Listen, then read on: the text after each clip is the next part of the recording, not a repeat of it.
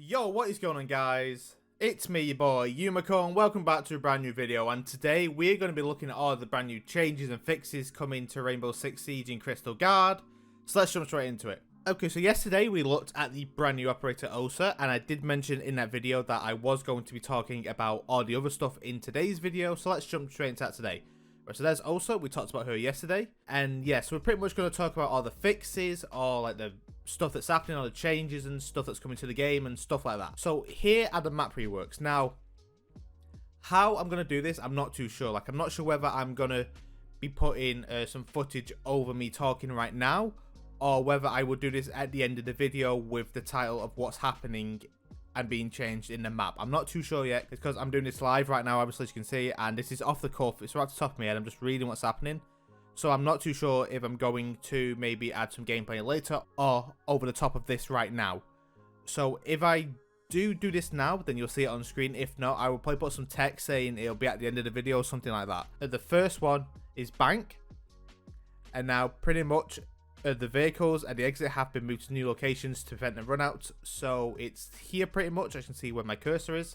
On this side, like, people usually tend to run out of these doors and the spawn peak there and over here. But now, of course, with the vehicles that have been added there, you can't do that no more. It's a lot difficult to do that. And then on top of the roof, they have added some things like some blocks on the skylight. Like over here, I think it's about there on bank, I think. It's like a grey shutter that's been put on that window, because that was quite an unfair advantage, because you could see a lot from that angle. And then, like, if a back alley, they've adjusted some things. They've added, like, a fence into the janitor closet, so you can't spawn peek there anymore. So it's difficult to see the people who are coming from the back alley. It's just a bit more difficult there.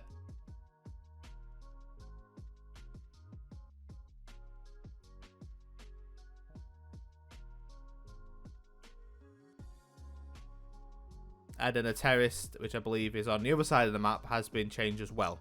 Right, okay, so all the metal bars have been moved from the vault, which I think's just a fantastic idea, because the bars was such, I think it was a smart idea, the bars. I think it sounds good having the bars there, but it just didn't work the way that they intended it to.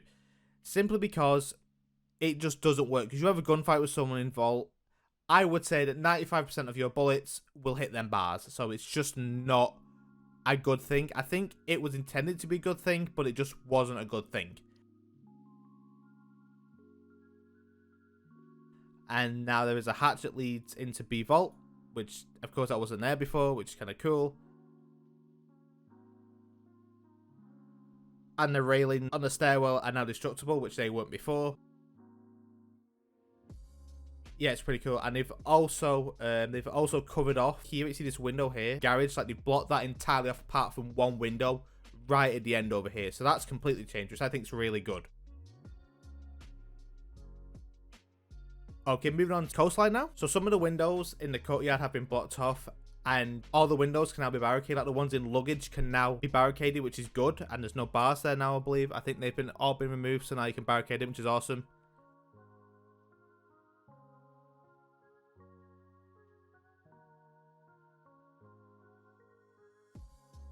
Then for the kitchen site, there is no more bars. They have completely gone, which is just fantastic. Them bars were so annoying in service entrance. They were so annoying. But yeah, but they've gone now, so it's pretty much like a little door, like, window way, which is kind of cool. I'll show you anyway. Like, you'll probably see it at the end of the video or right now. I'm not too sure.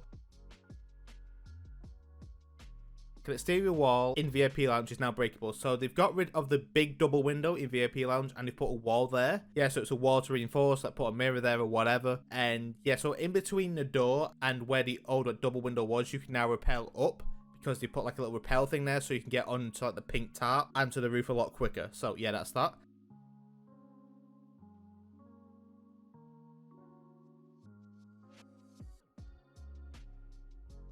And then Clubhouse hasn't had much change, to be honest with you. Clubhouse has just had a few tweaks here and there. So they've added like a little doorway which goes in between bar and into the stage, which I'm sure you'll see that anyway.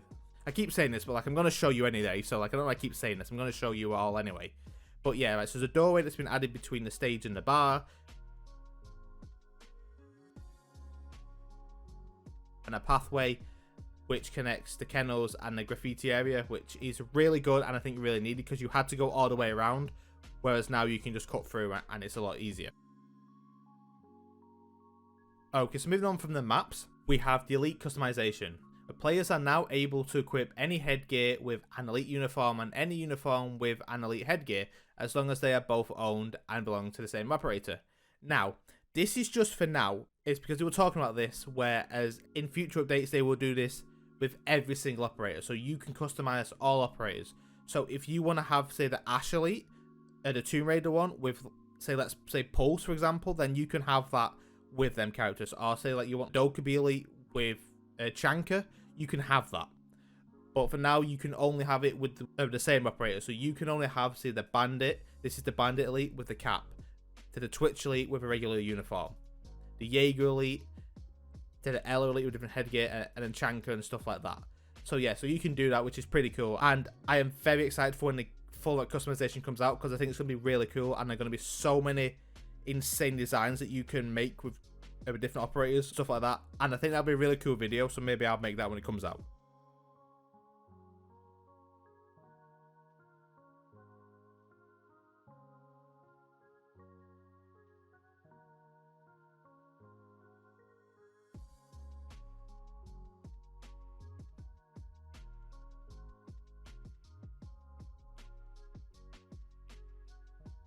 Okay, so now moving on to a pretty big one, which they've been talking about for a long time, but they just never did it. So pretty much HP replaces armor. So as we know, there's different armored ops in this. There's like a 1 tier, a 2 tier, and a 3 tier.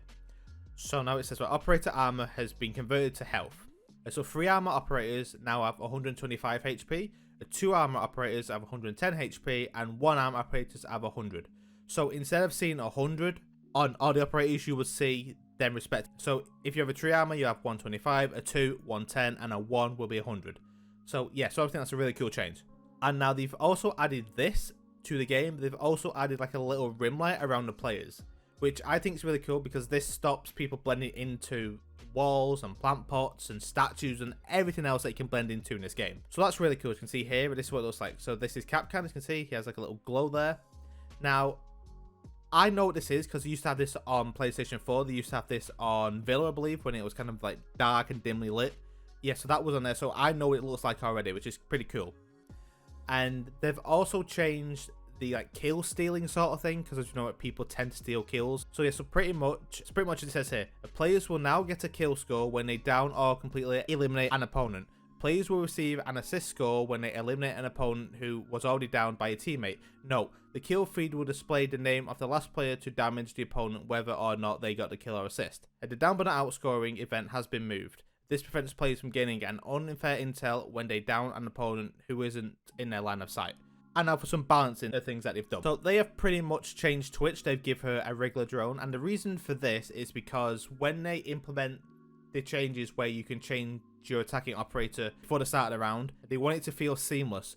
So like you can go straight from Twitch to Hibana to Ash and to anyone else, but like you all have the same drone. So now you just have standard drone, and her shock drone does now jump as well and fires lasers, which is kind of cool. It's pretty cool. Like she already fired lasers anyway, but now it jumps. Which was always the thing I really wanted for Twitch. I always wanted to jump with her drone, but I could never do that before. But now I can, which is kind of cool. And for IQ, she has been given a new ping system, which allows her to identify all the stuff that's being used on the map. So basically, if you pull out her scanner, you can see it on like the little thing. Like it will show you. So like, it will show you at the Jaeger's ADS. It will show you the Wamai's magnets. It will show you Bandit batteries and Melusi and stuff like this.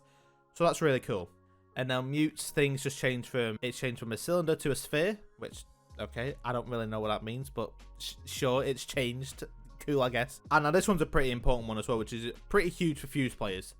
Fuse's cluster charge can now be deployed on reinforcement services, which I think is so cool. Basically, he puts it down and it like kind of burns through it like a thermite sort of thing, like it kind of like melts through the reinforcement, and then it pops off, which is kind of cool.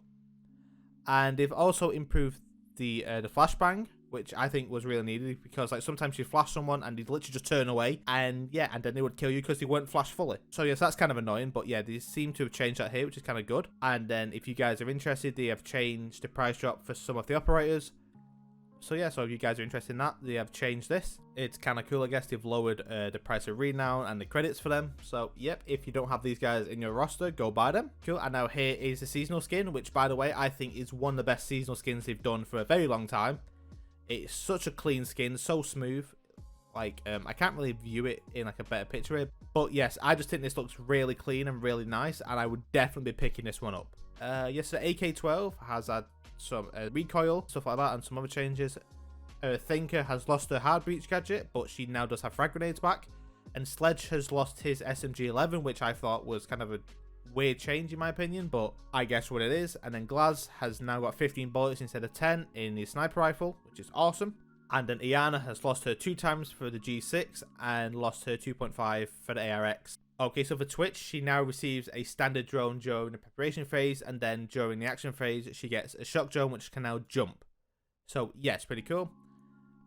Then of course for IQ, like I said, she can now ping stuff through walls and stuff, which is really good because it's annoying, like being IQ and just saying, oh, there's a Jaeger there, or there's a cap can there, or whatever. Now you can actually scan it and let your team know it's there, which is pretty awesome. And yeah, that's pretty much it really. There's nothing else here. Some tweaks here. This is just some things from game balancing, some esports stuff, a free gift. Hey, that's not too bad. And we all like free, don't we? We all like free stuff. So yeah, that's pretty much it. There's not really much on here left to do.